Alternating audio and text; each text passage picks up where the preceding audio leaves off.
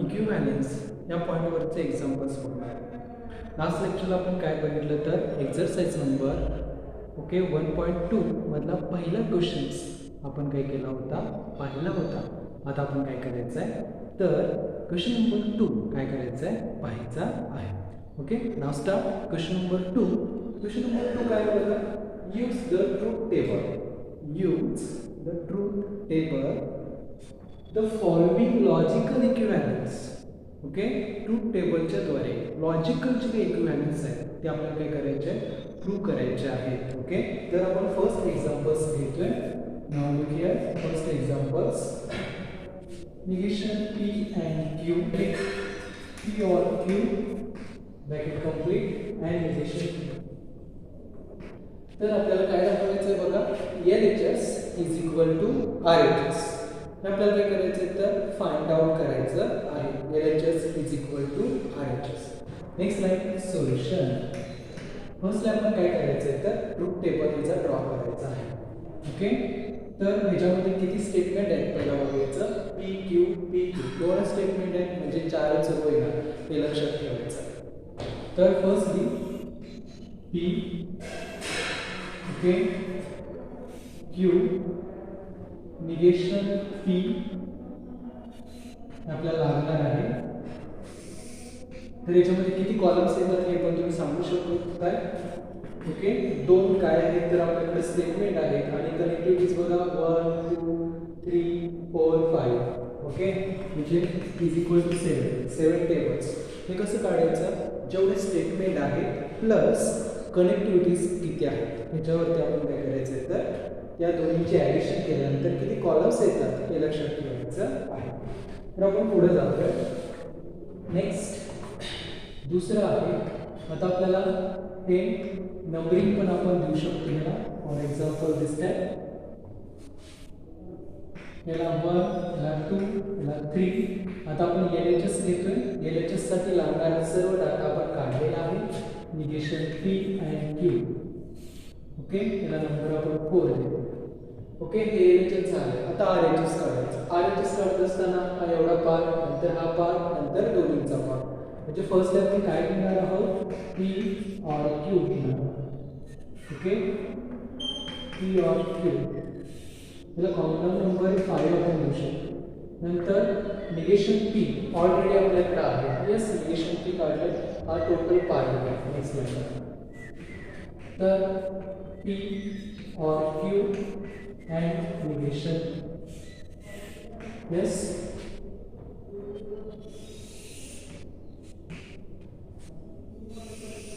Okay, पहिल्या दोन values आपण ट्रू घेतोय आणि लास्ट ट्रू काय घेतो आपण फॉल्स घेतो.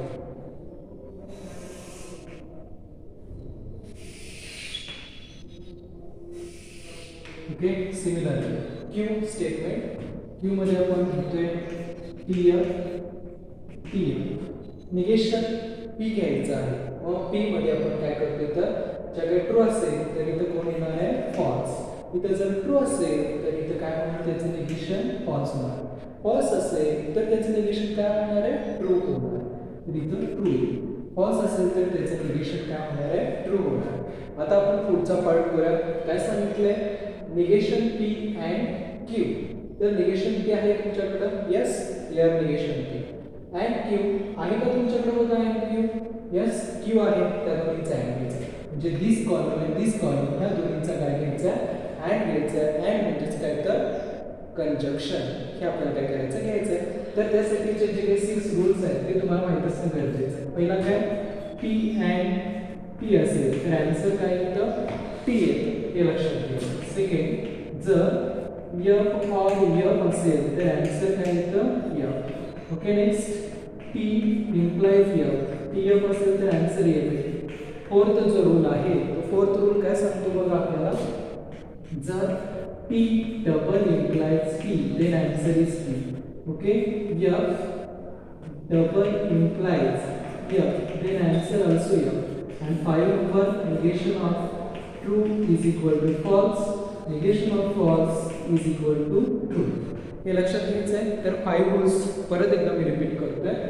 T and conjunction T is equal to answer is T. म्हणजे टी असेल तर ॲडमध्ये टी येणार, एफ असेल तर ऑरमध्ये एफ येणार आहे. आणि इम्प्लाइज म्हणजेच काय तर कंडिशनलचा रूल काय सांगतो, जर टी एफ असेल म्हणजे पहिलं स्टेटमेंट ट्रू आणि दुसरं फॉल्स असेल तर आन्सर काय येतं एफ, अदरवाइज टी. नेक्स्ट आपण बघतोय 4th number, T double implies T असेल तर answer T, F double implies F असेल तर आन्सर काय येतं तर एफ येतं. ओके, तर इथं पण बघू शकतो टीचं निगेशन एफ, एफचं निगेशन टी. हे 5 रूल्स मोस्ट इम्पॉर्टंट आहेत इथून पुढं, हे लक्षात ठेवायचं. तर आपण नेक्स्ट दोन्हीचा ॲड द्यायचा आहे. टी टी कुठे आहे का शोधा. यस, इथं टी टी आहे. तर इथं आपण काय म्हणू शकतो T, otherwise F. Next P और क्यू, म्हणजे पी आणि क्यू आपल्याला कंपेअर करायचं. एफ एफ कुठे आहे का बघा, F F they answer is F, otherwise T. आता तुम्हाला काय करायचं बघा, पी और Q, this is column number 6. आपण काय करू शकतो तर म्हणू शकतो हे, तर पी और Q and negation Q. Yes, तर ह्या दोन्हीचं आपल्याला काय घ्यायचं आहे बघा, पी और क्यू हे मिळालेलं आहे अँड निगेशन क्यू म्हणजे कॉलम नंबर 5 आणि कॉलम नंबर 3 ह्या दोन्हींचा ॲड घ्यायचा आहे. जो फर्स्ट असेल त्याचाच पहिला आपण विचार करणार आहोत आणि जो सेकंड असेल त्याचा आपण सेकंडला विचार करणार. तर 5 आणि 3चं कंपॅरिझन करा. अँड असेल तर टी टी पाहिजे. Yes, T T then T. Okay, इथं टी टी आहे देन टी, इथं टी टी आहे का नाही, otherwise F, otherwise F. Okay, जर आपण बघितलं तर कोणत्या तर 4 आणि 6,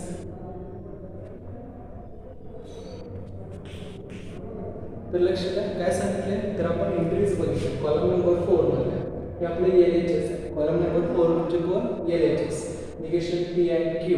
yes, LHS F F T F, F F T F म्हणजे कॉलम नंबर 4 आणि 6. ओके, काय सांगितलं आपण, the entries in the column 4 and 6 are identical.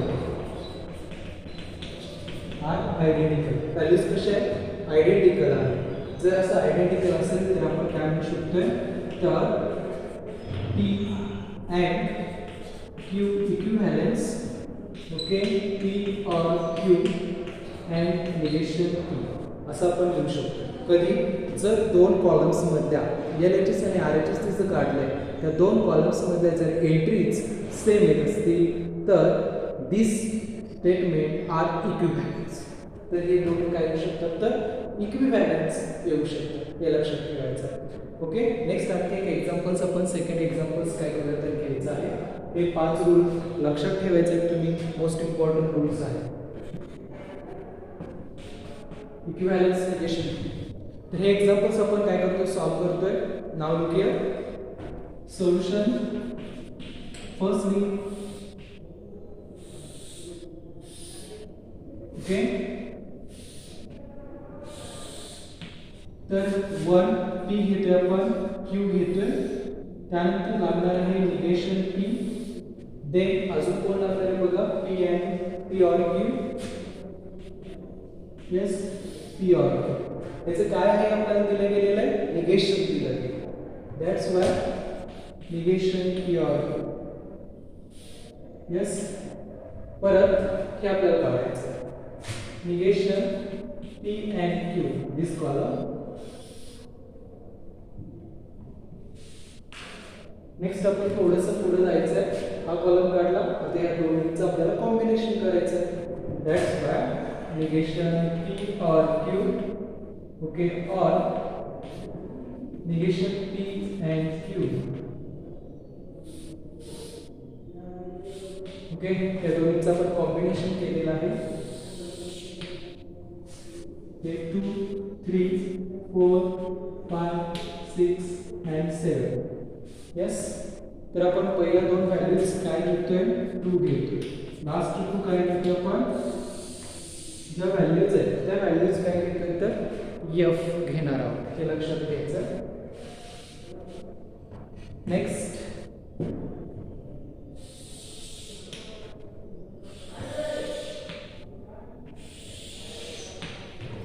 आता आपण अल्टरनेट घेतोय टी एफ टी एफ. अशा अल्टरनेट व्हॅल्यूज ज्या आहेत त्या व्हॅल्यूज आपण घेतोय. नेक्स्ट पीचं निगेशन घ्यायचं आपल्याला.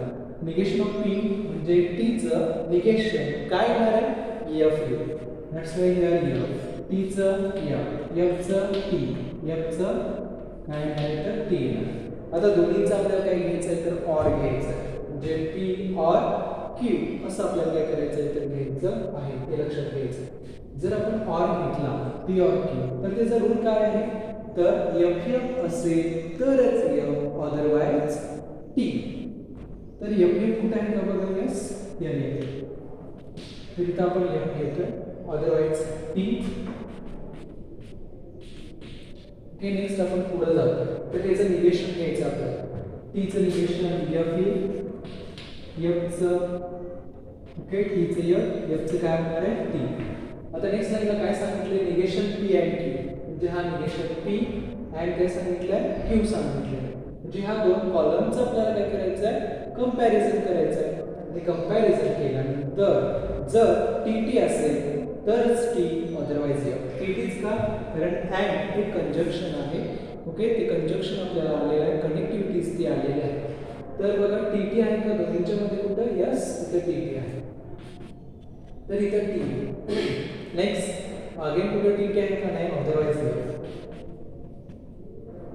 ओके, आता ह्या दोन्ही कॉलमचा 5 मध्ये बघा निगेशन पी ऑर क्यू आहे, 6 मध्ये निगेशन पी अँड क्यू आहे. यस, त्या दोन्हींचं काय घ्यायचं, ऑरचं रूल काय, एफ एफ असेल तरच एफ. एफ एफ आहे एफ एफ कुठं आहे का बघा, नथिंग. एफ एफ नसेल तर आपण काय लिहिणार आहोत, टी टी. आता काय करायचं तर आपल्याला एल एच एस आणि आर एच एस शोधायचं. तर हे आर एच एस आहे निगेशन पी, यस, म्हणजे कॉलम नंबर दिस हे कोण आहे आपलं आर एच एस. आणि कॉलम नंबर 7 बघा, हा कॉलम नंबर 7 हे कोण आहे, एल एच एस. तर कॉलम नंबर 3 and 7 सेम या different, yes same, F F F F T T. Okay, T T means आपण काय म्हणू शकतो, all entries in the column, all entries in the column 3 and 7, 3 and 7 are same. या कोणता words तुम्ही use करू शकता, आयडेंटिकल.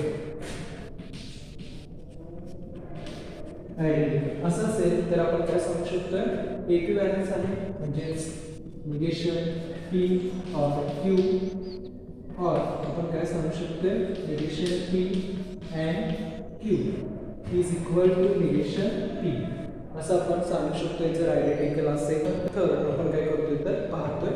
तर बघा याच्यामध्ये पण आपल्याला L H S is equal to R H S काय करायचं तर फाइंड आउट करायचं. बघूया सोल्युशन. इथं पण आपण काय करतोय तर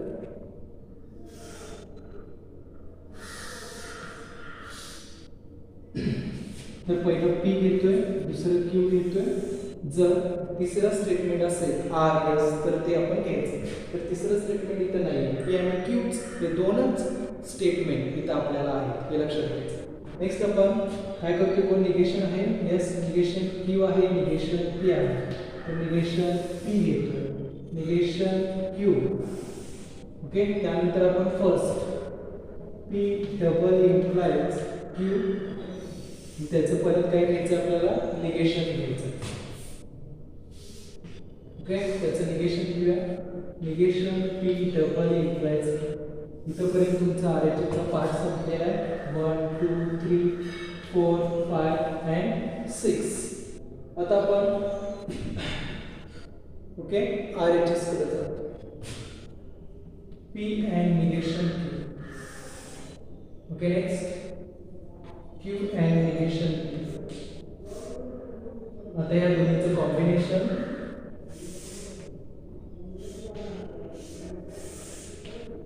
ओके, दोन्हीचं कॉम्बिनेशन आपल्याला घ्यायचं आहे, P and negation Q or Q and negation P. Next लाईनला आपण काय करूया तर इथं 7 8 9 सॉल्व करूया. आपण पहिला ज्या व्हॅल्यूज आहेत त्या 2 टाइम्स p 2 टाइम्स f.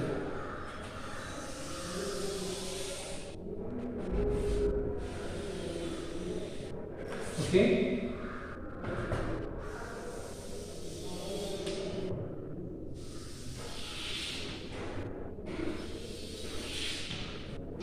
आपण ड्रॉ केलेला हा टेबल. आता व्हॅल्यूज कॅल्क्युलेट करूया.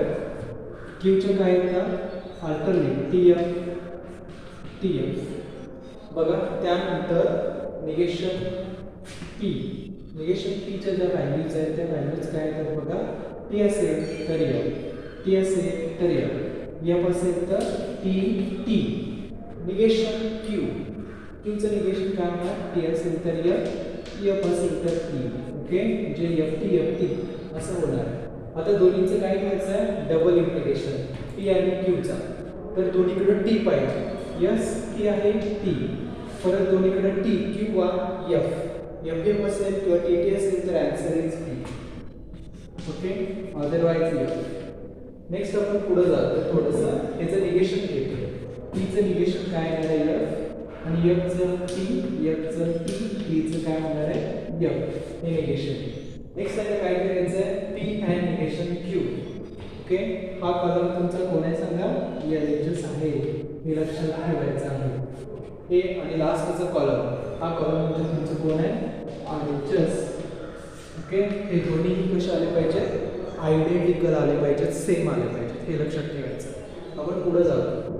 पी अँड निगेशन क्यू घेतो. P and negation Q. तर याचं पी बघा कुठे आहे यस. Negation Q yes. त्या दोन्हीचं काय करायचं तर आपल्याला कंपॅरिझन करायचं आणि काय घ्यायचं आहे यांचा रूट काय टी असेल तर टी अदरवाइज इथे टी आहे. ओके, निगेशन क्यू टी नाही आहे. टी आहे यस देन टी आहे नाही otherwise. Next Q and negation Q and negation P. T शोधायचं अँड आहे. टी कुठे आहे का बघा यस इथं टी आहे. इथं टी अदरवाइज काय असणार आहे एफ असणार. आता आपण पुढे जातो. तर हे दोन कॉलम्स बघा 7 आणि 8 याचा ऑर घ्यायचा. ऑर जर काय एफ असेल तरच एफ अदरवाइज यस एफ कुठे आहे का शोधा यस एफ अदरवाइज. आता तुम्ही बघू शकता all entries in column number 6 and 9. 6 and 9च काय घेतोय आपण कारण 6 मध्ये तुमचं एलएचएस आलेलं आहे आणि 9 मध्ये कोण आलेलं आहे आरएचएस आलेलं आहे. त्यामुळे आपण काय करतोय तर यांच्यामध्ये एंट्रीज बघा सेम आहेत का डिफरंट आहे. एफ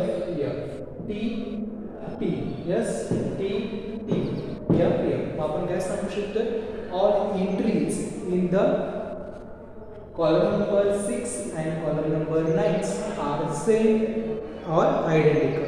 That's why आपण काय सांगू शकतो okay negation in bracket p double implies q. Okay, equivalence p and q, negation p and negation q or in bracket p and असं आपण काय करू शकतो तर लिहू शकतो. कसं लिहायचं बघा all entries in the column which 6 and 9 are identical. जर आयडेंटिकल असेल तर आपण कसं लिहू शकतो therefore negation p double implies q. Okay, equivalence काय लिहायचं इक्विव्हॅलन्स हा RHS चा पार्ट p आणि निगेशन q और काय लिहायचं आहे आपल्याला q and निगेशन. यस, असं इक्विव्हॅलन्स बोर्ड एक्झामला 3 मार्क्सला ह्या टाइपचे जे काही एक्झाम्पल्स आहेत ते एक्झाम्पल्स 3 मार्क्ससाठी या 4 मार्क्ससाठी बोर्ड एक्झामला विचारले जातात. हे लक्षात घ्यायचं. तर हे क्वेश्चन जर समजले असतील तर नेक्स्ट लेक्चरला आपण काय करूया ह्या टाइपचे आणखी काही क्वेश्चन्स आणि एक्झरसाइजमध्ये राहिलेले क्वेश्चन्स आपण नेक्स्ट लेक्चरला काय करूया पाहायचं आहे. Okay, thank you.